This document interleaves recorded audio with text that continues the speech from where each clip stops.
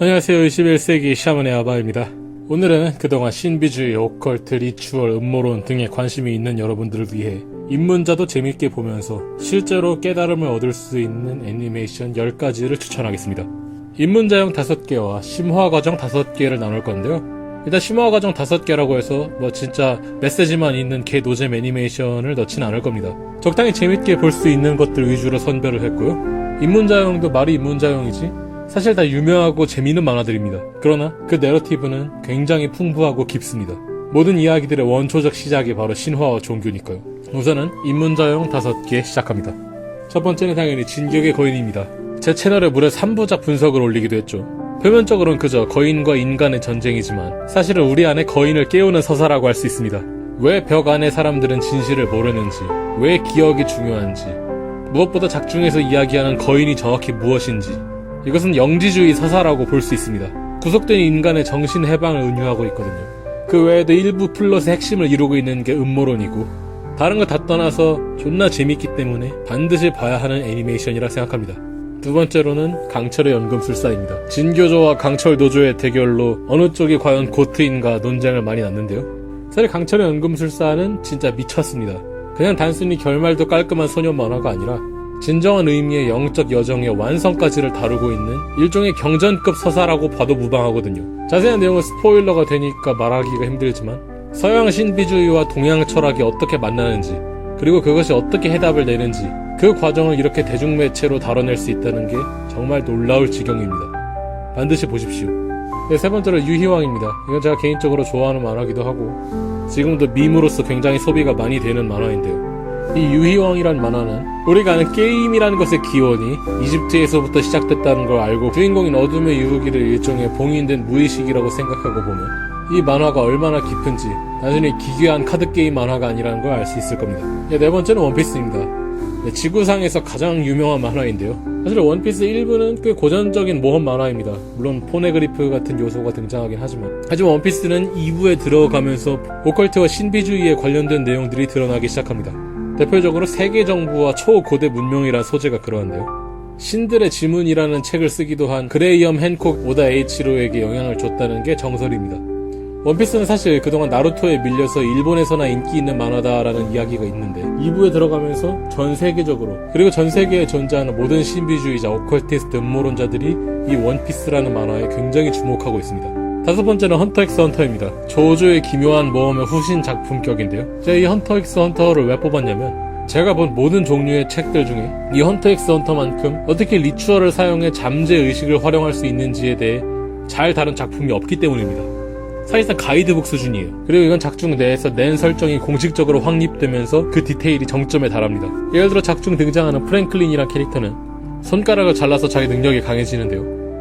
이건 딱히 무슨 메커니즘이 있는 게 아니라 본인이 손가락을 자르면 더 강해지지 않을까 생각해서 잘랐고 실제로 강해졌다고 말입니다. 이게 바로 모든 종류의 매직, 리추얼의 원리와 그대로 공명합니다. 정말 굉장한 만화예요. 자, 여기까지는 이제 굉장히 유명하고 재미있는 만화들이었습니다.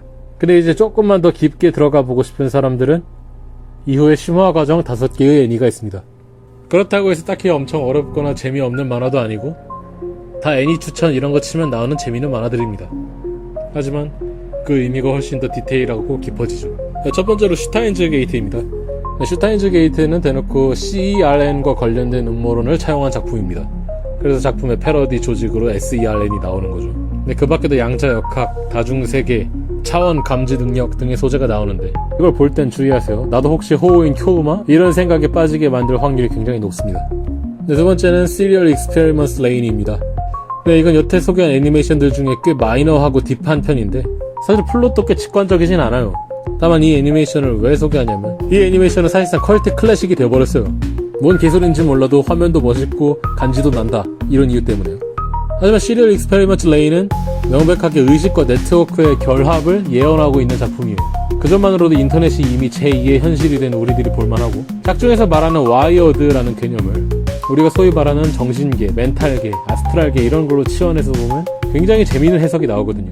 애니메이션이 좀 기괴하더라도 직접 보시는 걸 추천드립니다. 세 번째는 약속의 네버랜드입니다. 제가 유튜브에 해설 영상을 올리기도 했죠. 약속의 네버랜드 역시도 진격의 거인과 마찬가지로 굉장히 고전적인 영지주의 레퍼런스입니다.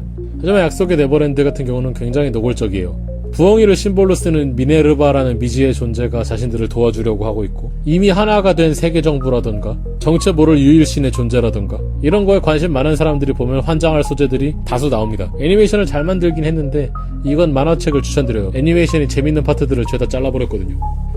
네 번째는 마법소녀 마도카 마기카입니다. 근데 굉장히 프랜차이즈가 많이 나왔는데 저는 우선 오리지널을 보는 걸 추천드립니다.